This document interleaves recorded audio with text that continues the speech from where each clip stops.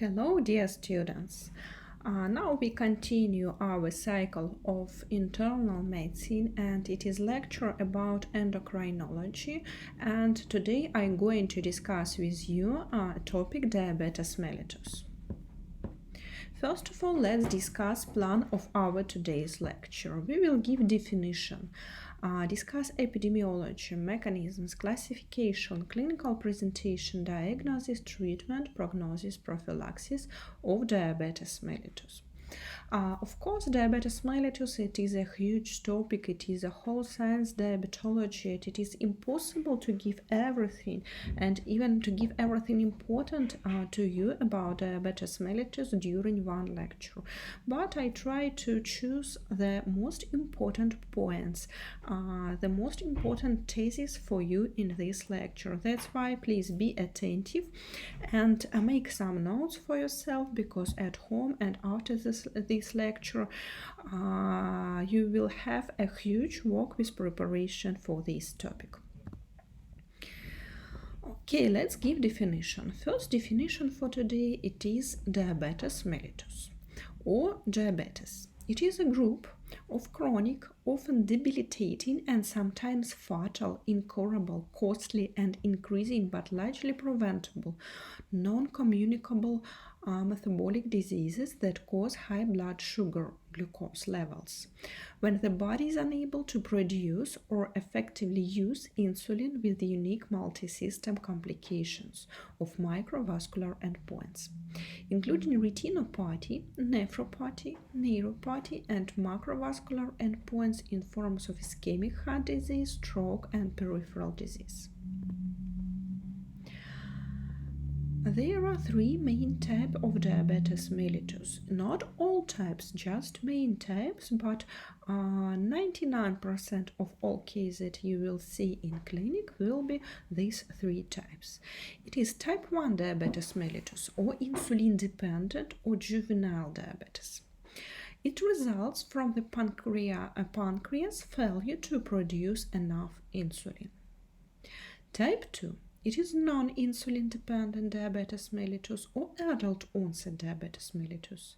It begins with insulin resistance when body cells fail to respond to insulin properly. Yes, you see absolutely two different situations. It is two different diseases, but just with nearly the same name. And third main type, it is gestational diabetes. Gestational occurs when pregnant women without previous history of diabetes mellitus. It is very important, without previous history, because female that had previously diagnosed diabetes mellitus can't have gestational diabetes. Her elevated blood sugar will be according to her main disease like diabetes mellitus, not due to gestation. Epidemiology. Diabetes, it is one of the most common endocrine disorders and one of the most common disorders in all world in general from all internal medicine. It affecting almost 6% of all world's population. You understand how important learning of this topic. The number of patients will reach 300 million in 2025 year, according to data of International Diabetic Federation. And nearly for today, for this year, 2020, this statistic, it is nearly the same. We are waiting for 300 million diabetic patients till 25 year. More than 97% of these patients will have type 2 diabetes mellitus. It is the most often problem, the most often type of diabetes. Here you see distribution of patients in all world with diabetes mellitus, and you can see that diabetes mellitus is more often in more rich and developed countries. It is a problem, it is a disease of developed countries. Risk factors. What about type 1 diabetes mellitus? It is family history, it is environmental factors, for example, and most often it is exposure to viral illness, It is presence of damaging immune system cells that we named antibodies. It is dietary factors like vitamin D consumption, early exposure of cow milk formula in children, and exposure for cereals before 4 months of age. And geography, yes, traditionally more northern countries, usually more sensitive for risk of diabetes mellitus type 1. And for type 2 diabetes mellitus, it is family history too. It is race. Here more sensitive blacks, Hispanics, American Indians, and Asian Americans. It is age. The risk of type 2 diabetes mellitus increases with age. It is gestational diabetes, polycystic ovary syndrome in women, high blood pressure, abnormal cholesterol, and triglyceride levels. It is the most important risk factors. And for gestational diabetes, risk factors nearly the same. It is family or personal history. It is race, the same race as black, Hispanic, American, Indian, and Asian.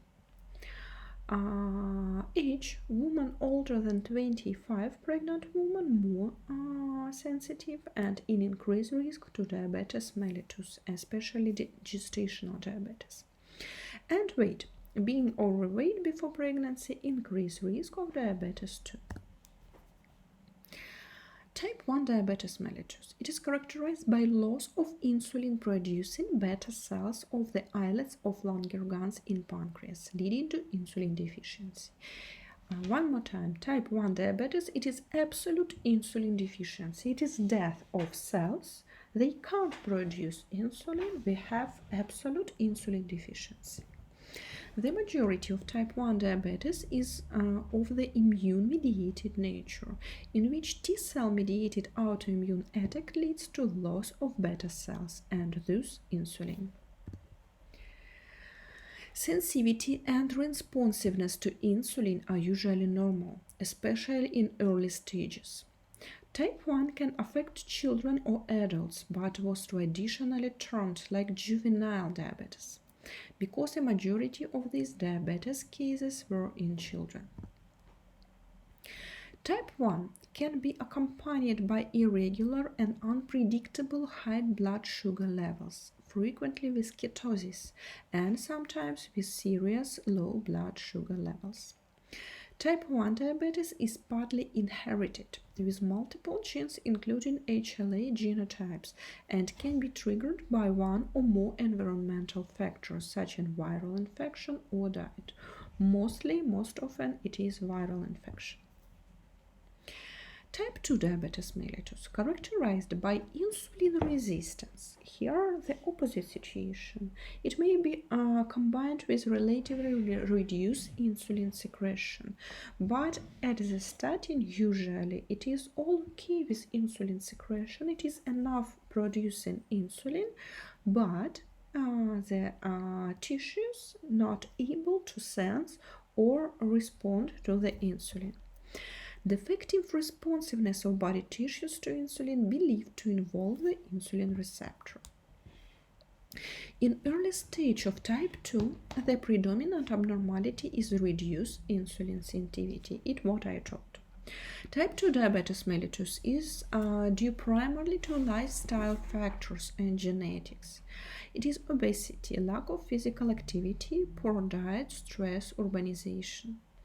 Dietary factors also influence the risk of developing type 2 diabetes. Sugar-sweetened drinks, saturated fats, trans fatty acids, white rice.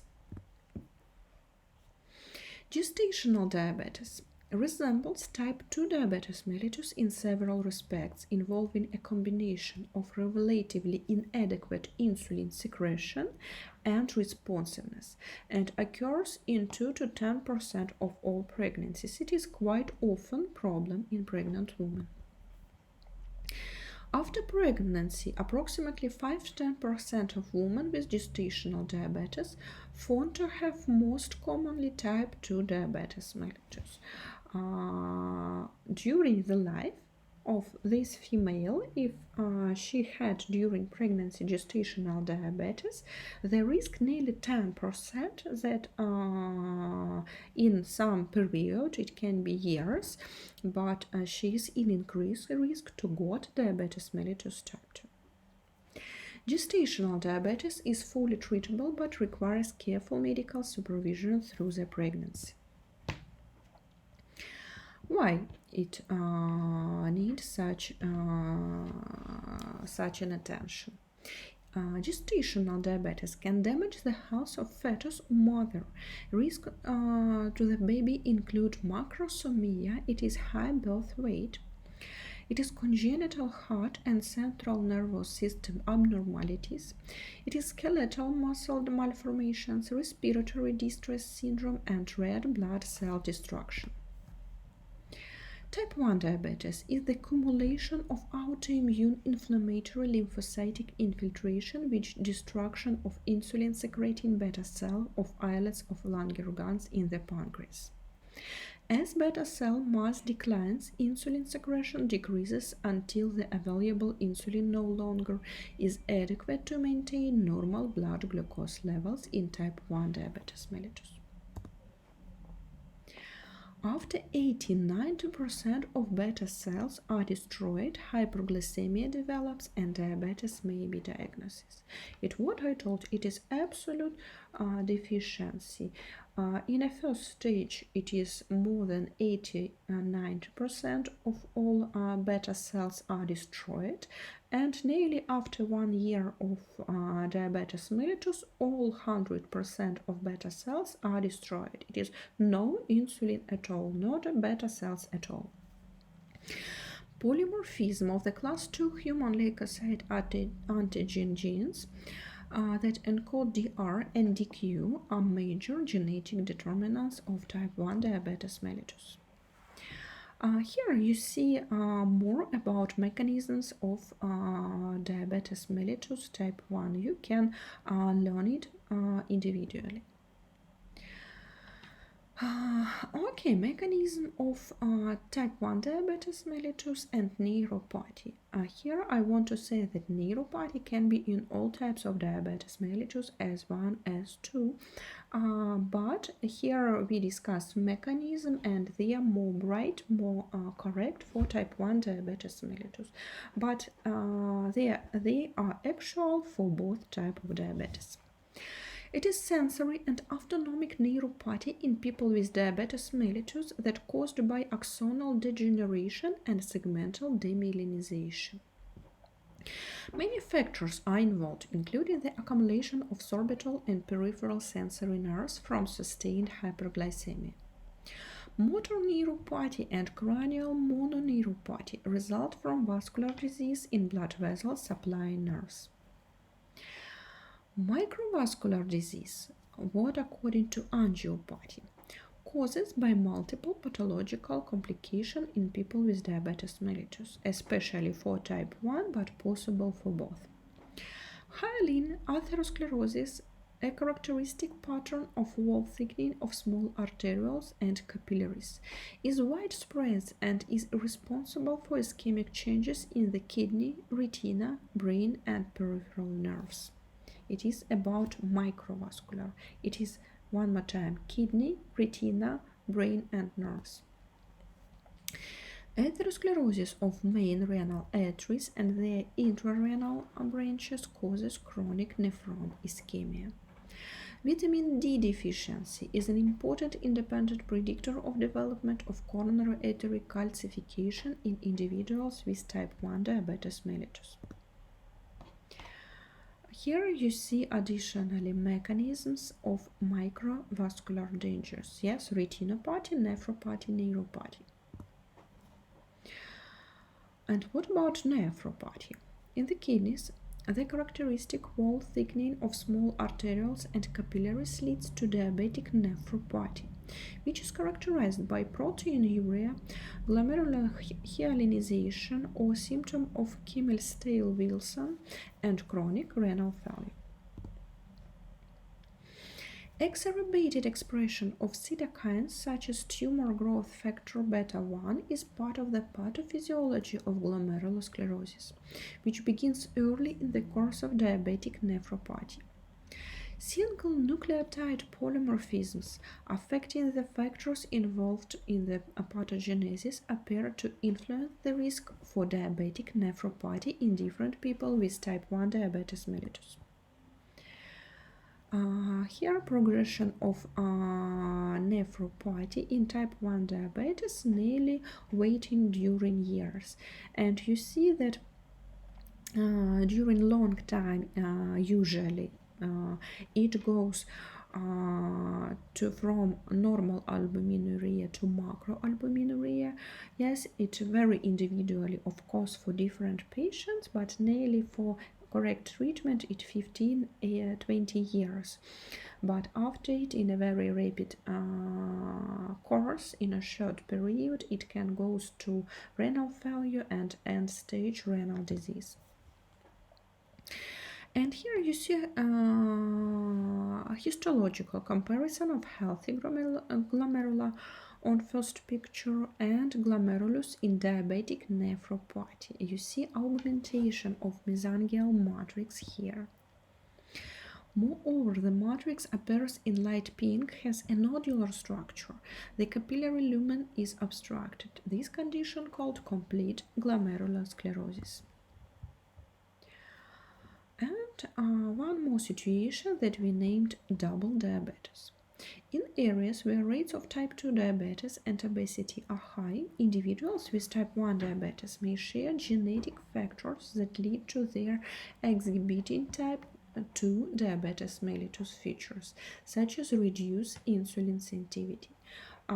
In this patient, we name it double diabetes. Mechanism for type 2 diabetes mellitus. Type 2 characterized by combination of peripheral insulin resistance and inadequate insulin secretion by pancreatic beta cells. Insulin resistance, which has been attributed to elevated levels of free fatty acids and pro-inflammatory cytokines in plasma, leads to decreased glucose transport into muscle cells, elevated hepatic glucose production, and increased breakdown of fat. A role for excess glucagon can't be underestimated. Indeed, type 2 diabetes is an islet paracrinopathy, in which the reciprocal relationship between glucagon-secreting alpha cell and insulin-secreting beta cells is lost, leading to hyperglucagonemia and hence of consequent hyperglycemia. With prolonged diabetes, atrophy of the pancreas may occur with deficiency of both hormones.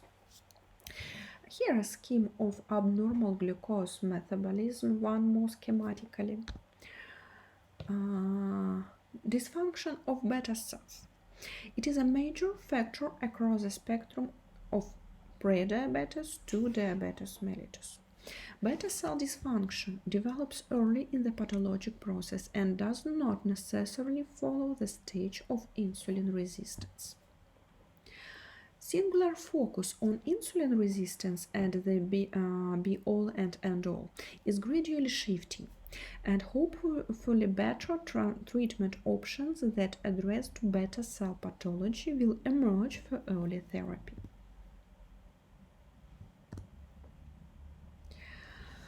In the progression from normal to abnormal glucose tolerance, postprandial blood glucose level increased first. Firstly, in prediabetes, in early stages of diabetes mellitus, it will be normal fasting glucose, but it will be first of all elevating of postprandial blood glucose. Eventually, fasting hyperglycemia develops as suppression of hepatic gluconeogenesis fails. During the induction of insulin resistance, such as occurs with a high-calorie diet, steroid administration, or physical inactivity, increased glucagon levels and increased glucose-dependent insulinotropic polypeptide (GIP) levels, accompanying glucose intolerance. The postprandial glucagon-like peptide 1 GLP-1 response is unrelated. Why we discuss such a difficult chemicals? Because it all will be connected with treatment. Insulin resistance means the signal insulin gives to a cell is weakened or absent. This results in less glucose uptake by muscle and fat cells and reduction in insulin-mediated activity inside cells. Compounding this problem of resistance, there is additional defect in insulin production and secretion by the insulin-producing beta cells in the pancreas.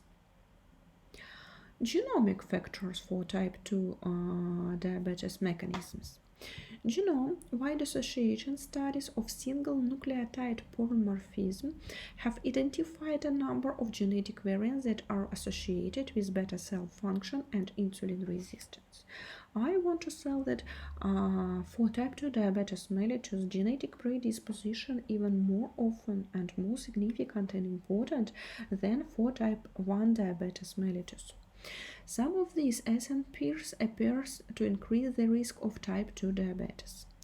Over 40 independent lawsuits demonstrated an association with increased risk for type 2 diabetes have been shown. And mechanisms of gestational diabetes. If the maternal pancreatic insulin response is inadequate, maternal and then fetal hyperglycemia results. They are a most significant source of the accelerated growth inhibited by the fetus. Surging maternal and fetal glucose levels are accompanied by episodic fetal hyperinsulinemia. Fetal hyperinsulinemia promotes excess nutrient storage, resulting in macrosomia. We discussed what is it.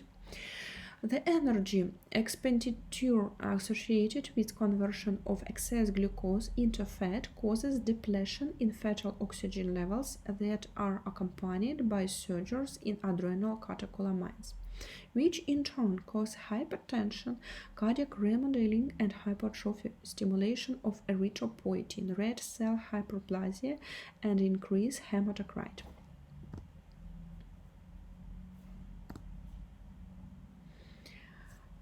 Classification of diabetes mellitus. We have a lot of organization. Each country has own diabetic organization, but the most,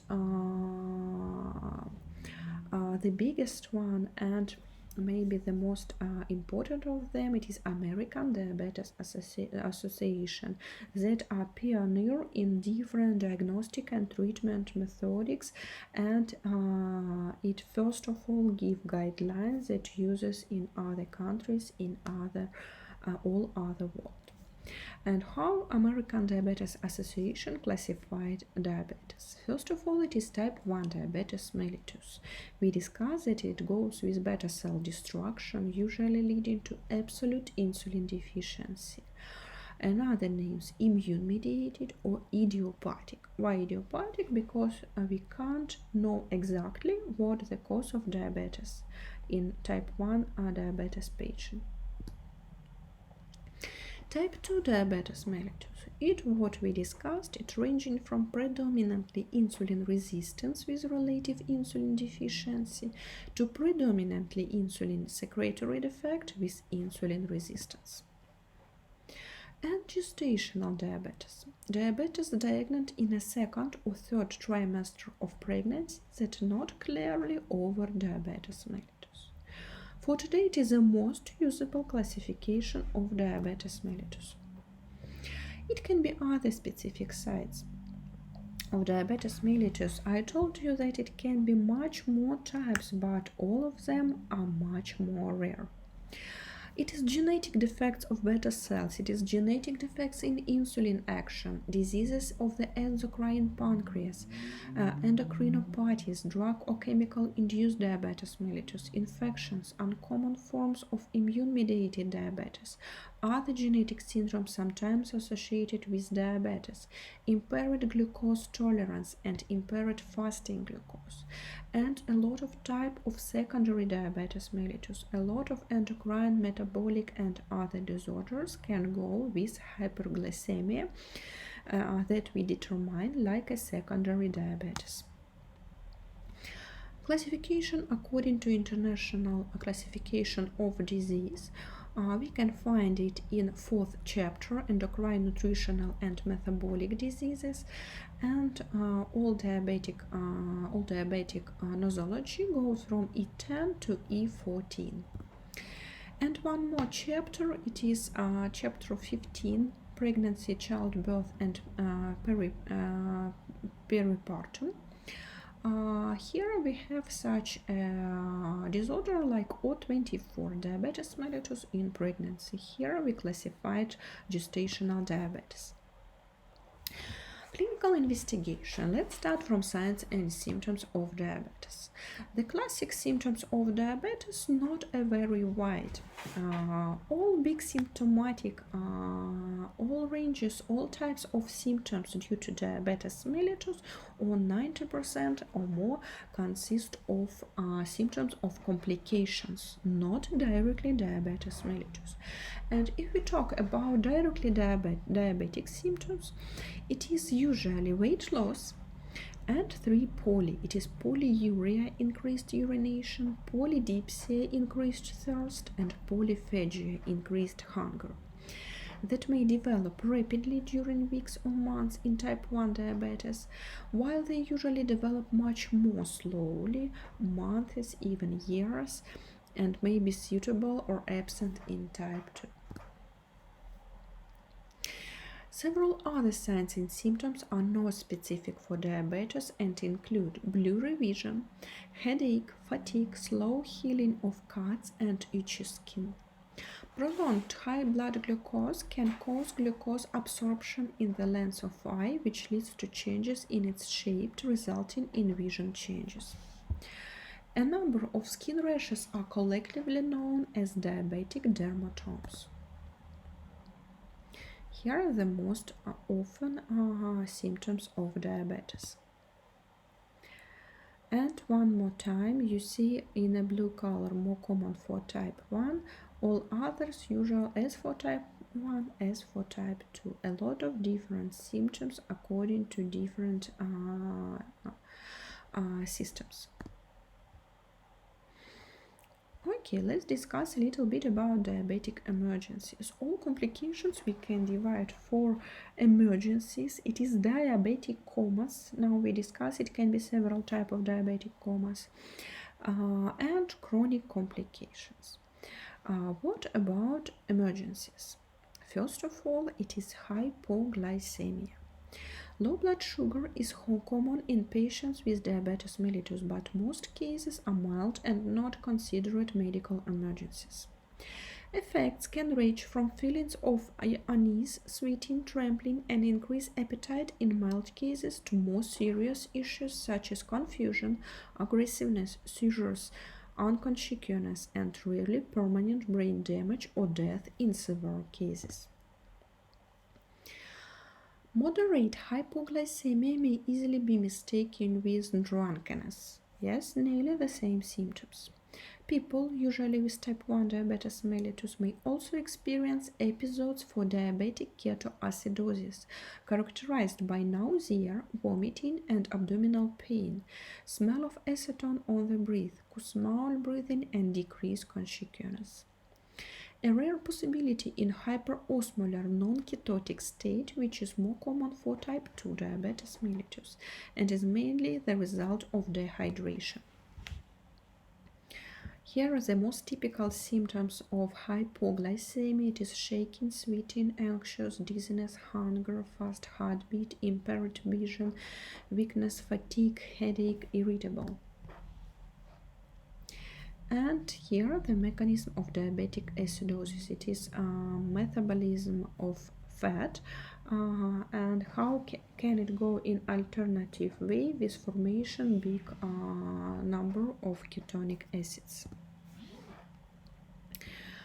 And you see diagnostic triad for diabetic ketoacidosis. Yes, it consists of acidosis, of ketosis, and hyperglycemia. All there together can lead to life-threatening, very dangerous situation that we name diabetic ketoacidosis. The major long-term complications relate to damage to blood vessels with the risk of macrovascular diseases development. It is coronary artery disease, stroke, peripheral vascular disease. If you remember, we discussed small arteries, it was microvascular complications, it was kidney, eye, and nerves. Here it is macro, with this damaging of big arteries, and mostly it is manifested from coronary artery disease or stroke or peripheral vascular disease. The primary complication of diabetes due to damage in small vessels, what we discuss, include eyes, kidney, nerves. It is diabetic retinopathy that results in gradual vision loss and blindness. Diabetic nephropathy that leads to chronic kidney disease.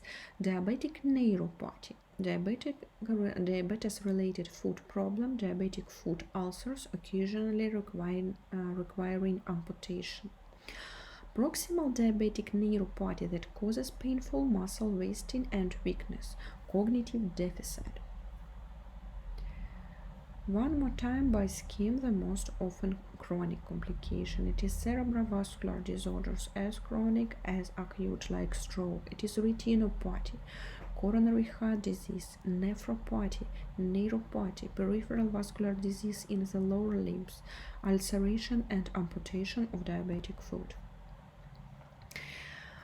What about peripheral neuropathy? Let's detailize. Numbness or reduced ability to feel pain or temperature changes. It can be a tingling or burning sensation. It can be sharp pains or cramps. It can go with increased sensitivity to touch. For some people, even the weight of bed sheet can be agonizing, such a high sensitivity. It can go with muscle weakness, loss of reflexes, especially in the ankle, loss of balance and coordination, serious foot problems such as ulcers, infections, deformities, and bone and joint pain. And it can be not just peripheral, it can be, for example, autonomic neuropathy. A lack of awareness that blood sugar levels are low. It is hypoglycemia unawareness. It can lead to bladder problems, urinary tract infections, urinary retention, or incontinence. It can lead to constipation or uncontrolled diarrhea.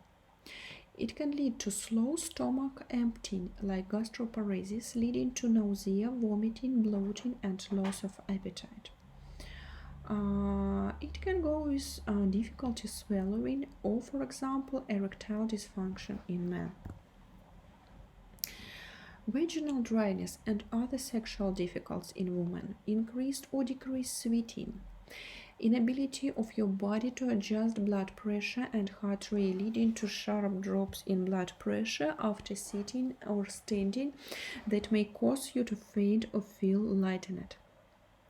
Problems regulating body temperature, changes in the way eyes adjust from light to dark,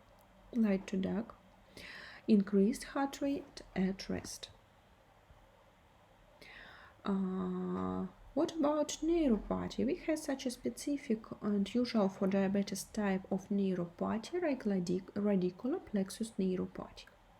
Radicular plexus neuropathy or diabetic amyotrophy, femoral neuropathy, proximal neuropathy affects nerves in the thighs, hips, buttocks, or legs, more common in older adults with type 2 diabetes. Symptoms are usually on one side and the body, though in some cases symptoms may spread to the other side.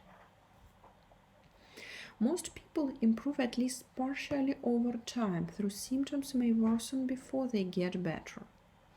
This condition is often marked by sudden severe pain in hip and thigh or buttock, eventual weak and atrophied thigh muscles, difficulty rising from sitting position, abdominal swelling if the abdomen is affected, and weight loss. Mononeuropathy or focal neuropathy involves damage to specific nerve and it's most common in older adults. Mononeuropathy can cause severe pain. It usually doesn't cause any long-term problems.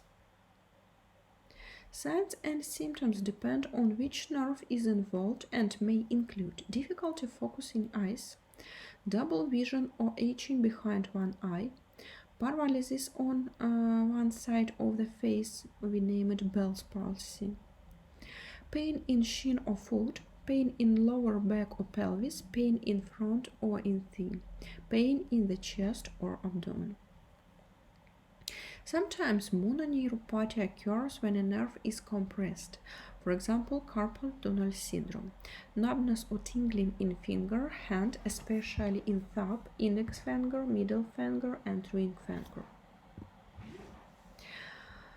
Diabetic foot. What about diabetic foot ulcers? There occurs in 15% of people with diabetes mellitus. Yes, you see a quite often situation for such danger. And precede 84 of all diabetes-related lower leg amputation. Risk factors are diabetic neuropathy, peripheral vascular disease, cigarette smoking, poor glycemic control, previous foot ulcerations or amputations, diabetic nephropathy, and ischemia of small and large blood vessels. Diabetic foot lesions are responsible for more hospitalization than any other complications of diabetes. Diagnosis. According to World Health Organization, we have criteria of diabetes mellitus. First of these criteria, it is diabetes symptoms. On first place, it is the symptoms, like polyuria, polydipsia, unexplained weight loss for type 1.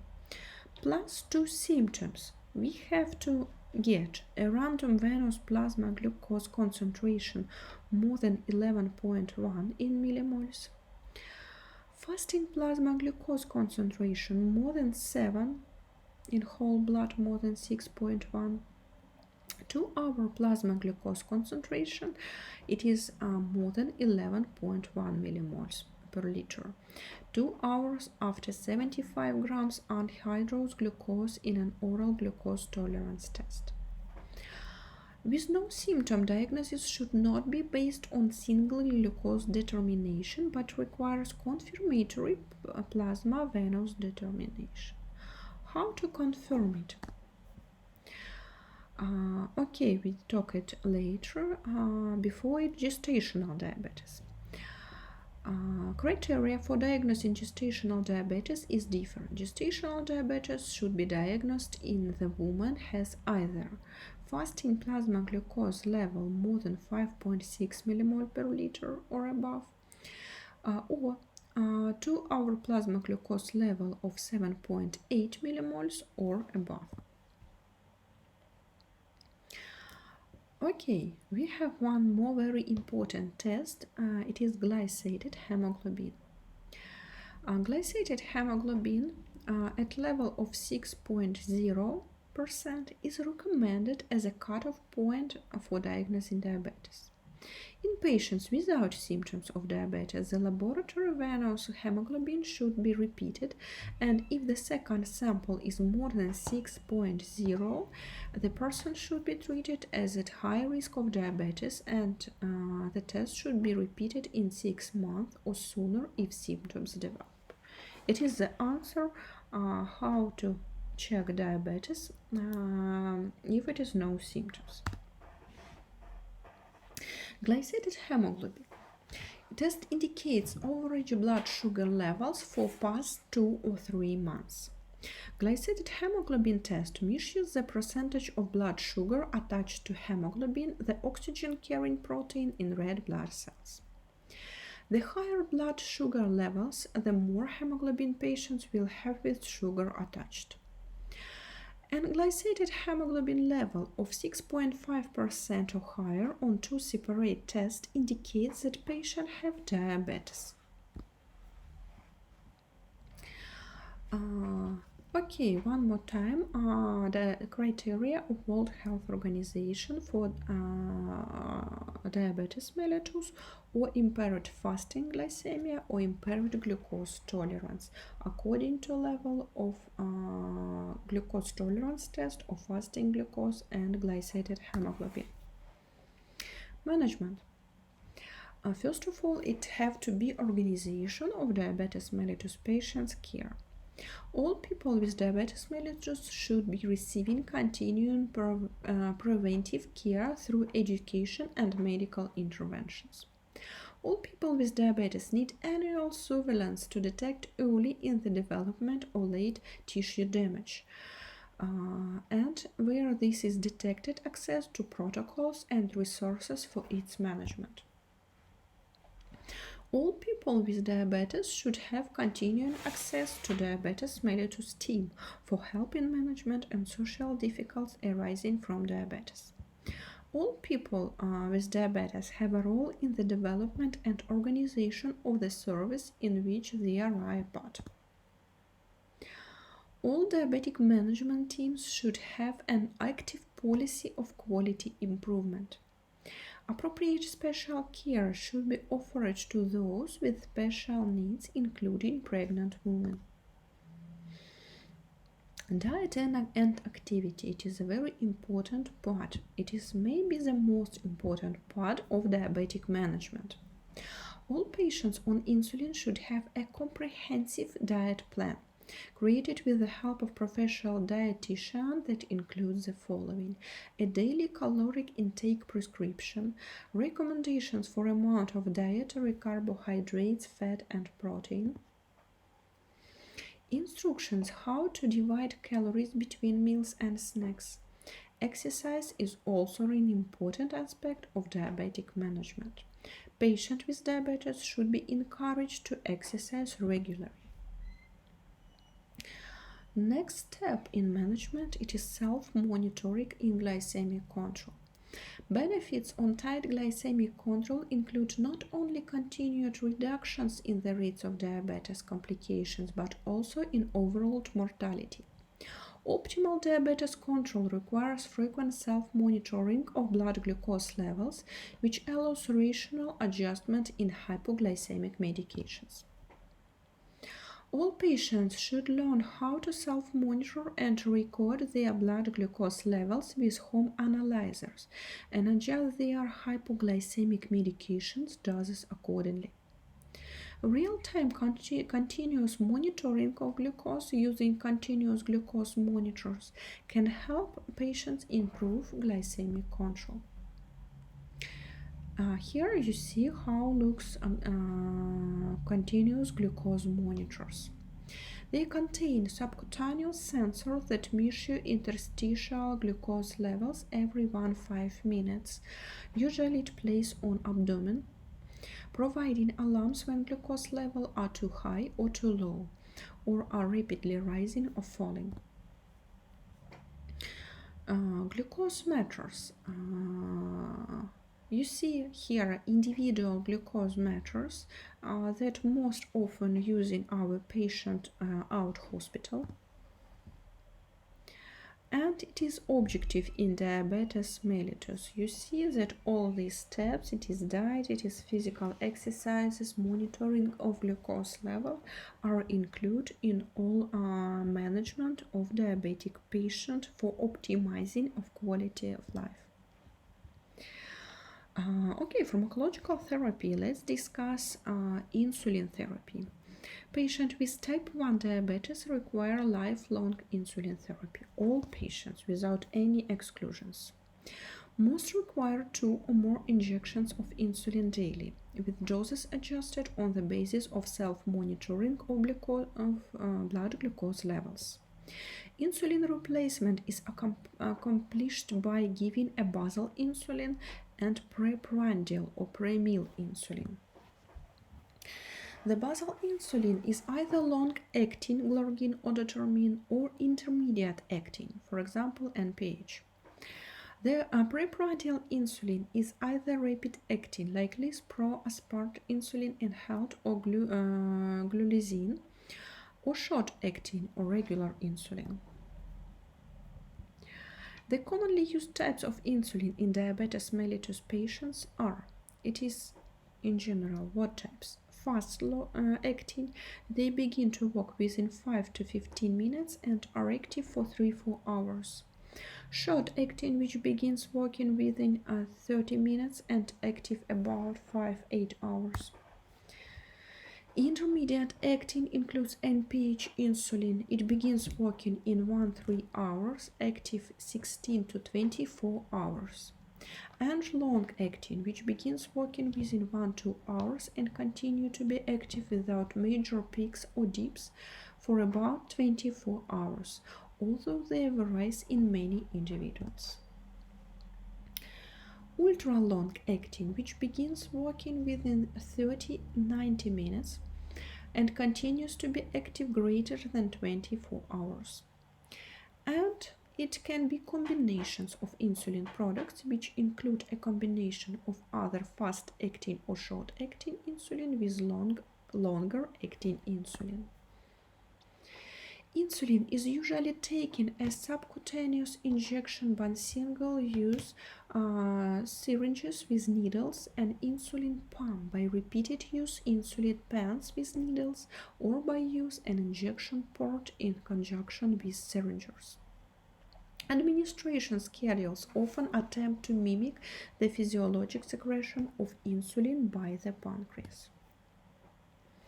Insulin pumps are a reasonable solution for some, and advantages are better control over background or basal insulin dosage. Bolus doses calculated to fractions of a unit, and calculators in the pump may help with determining bolus infusion dosages. Insulin pumps may be like electrical injectors attached to a temporarily implanted catheter or cannula.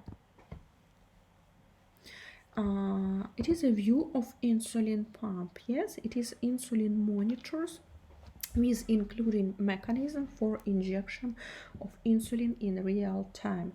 The device checking every 1-5-minute level of glucose, and if it's now it is a needing of glucose, it injects rapid insulin. One international unit of insulin is defined as a biological equivalent of 34.7 milligrams per crystalline insulin. The unit of measurement used in insulin therapy is not part of the International System of Units, abbreviated C, which is the modern form of the metric system. Instead, the Pharmacological International Unit is defined by the World Health Organization Expert Committee on Biological Standardization. Here you see an examples of different schemes, different regimens of insulin injections. You see, in most cases, it is several injections of short or rapid insulin like aspart, lispro, or glulisine. Or, for example, 1 injection of long insulin or 2 injections of intermediate acting insulin. And it is a sample of regimen using insulin NPH and regular insulin. Yes, you see that NPH, you remember that it is middle acting insulin. Yes, we use it twice daily, before breakfast and before dinner. And like in this example, one more time, it very individually for each patient, it choosing individual scheme. But for general information, it is twice daily NPH, and according to level of insulin, according to level of glucose, it is 4 times daily injections of regular insulin. It is a typical places of injections for insulin. You see, mostly it is abdomen, hips, or other regions with low vascularization for more gradual absorption of insulin from the tissues. And treatment of type 2 diabetes mellitus. Here you see groups of drugs that most usable for today in diabetic patient. It is 6 main groups: biguanides, sulfonylureas, meglitinides, gliptins, thiazolidinediones, and alpha-glucosidase inhibitors. Let's discuss a little bit about each of these groups.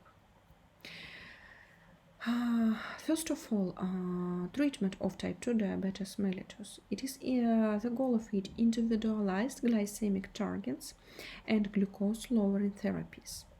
Of course, we start from diet, exercise, and education. It is a foundation of treatment program. We never start from pharmacology. We always start from lifestyle modification. And for diabetic patient, it is the most important thing. Use of metformin as an important optimal first-line drug unless contraindicated. After metformin, they use 1 or 2 additional oral or injectable agents with goal of minimizing adverse effect if possible. Ultimately, insulin therapy alone or with other agents if needed to maintain blood glucose control.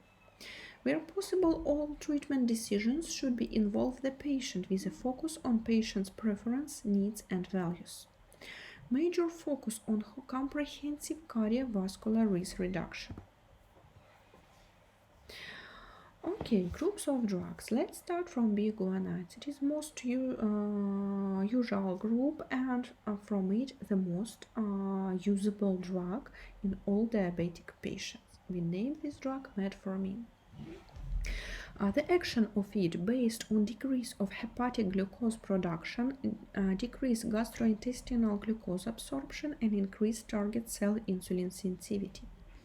Contraindications for metformin: metabolic acidosis or with or without coma, abnormal creatinine clearance from any cause including decay, shock, acute myocardial infarction, septicemia, renal disease with serum creatinine level more than 1.5 in males and 1.4 in females, lactation, radiologic contrast study within 48 hours. Next group, it is sulfonylureas. Their effect based on increased beta cell insulin secretion, decrease hepatic glucose output, and increase insulin receptor sensitivity at peripheral target tissues. Examples of drugs: it is glyburide, glipizide, glimepiride, tolazimide, or tolbutamide. Contraindications to it: it is a sulfur allergy patients, it is type 1 diabetes mellitus, diabetic ketoacidosis, concomitant use with bosentan. Next group, thiazolidinediones. They increase insulin receptor sensitivity and influence the production of gene products involved in lipid and glucose metabolism. Their mechanism of action depends on presence of insulin for activity. Examples of drugs: it is pioglitazone, rosiglitazone. Contraindications: it is hypersensitivity to product or components. Establish New York Heart Association class 3 or 4 heart failure or severe heart failure. Next group of oral anti-hyperglycemic drugs: it is alpha-glucosidase inhibitors. They inhibit the upper GI enzymes that convert dietary starch or other complex carbohydrates into simple sugars, which can be absorbed. Examples of drugs: it is acarbose and miglitol. Contraindications: it is diabetic ketoacidosis, cirrhosis, inflammatory bowel disease, colonic ulceration, partial intestinal obstruction. Okay, next group, it is peptide analog. They are not oral, they are injectable. It is incretin mimetics as insulin secretagogues or glucagon-like peptide 1 or GLP-1, a very usable group of drugs. And another, it is gastric inhibitory peptide, glucose-dependent insulinotropic peptide, GIP analog. Injectable amylin analogues that slow gastric emptying and suppress glucagon have all the incretin's actions exert stimulation of insulin secretion. Glucoseurics or CGLT2 inhibitors block the reuptake of glucose in renal tubules, promoting loss of glucose in urine. Treatment of gestational diabetes. Here, as for all types of diabetes mellitus, we start from diet. We recommend pregnant women avoid single large meals and foods with a large percentage of simple carbohydrates. Insulin. The goal of insulin therapy during pregnancy is to achieve glucose profiles similar to those of non-diabetic pregnant women. Glyburide and metformin trials have shown these two drugs to be effective and no evidence of harm to the fetus can be found. That's why we can use these two drugs, but traditionally in most cases we choose insulin. Management of neonat in female with gestational diabetes. The employment of frequent blood glucose checks and early oral feeding, ideally from the breast. When possible, with infusion of IV glucose if oral measures prove insufficient. Surgery for diabetes mellitus. The pancreas transplant is occasionally considered for people with type 1 diabetes mellitus who have severe complications in their disease, including end-stage kidney disease requiring kidney transplantation. Weight loss surgery in those with obesity and type 2 diabetes is often an effective measure. Many are able to maintain normal blood sugar levels with little or no medications following surgery, and long-term mortality is decreased. Prognosis of patient. The general statistic prognosis is that 15% of sufferers from type 1 diabetes mellitus will die before an age of 40. Sensible blood sugar control and healthy diet can lead to long life for sufferers. Contracting type 2 diabetes in 40s means 5 to 10 years of average life expectancy. However, as with the above, there is a vast improvement on recent years.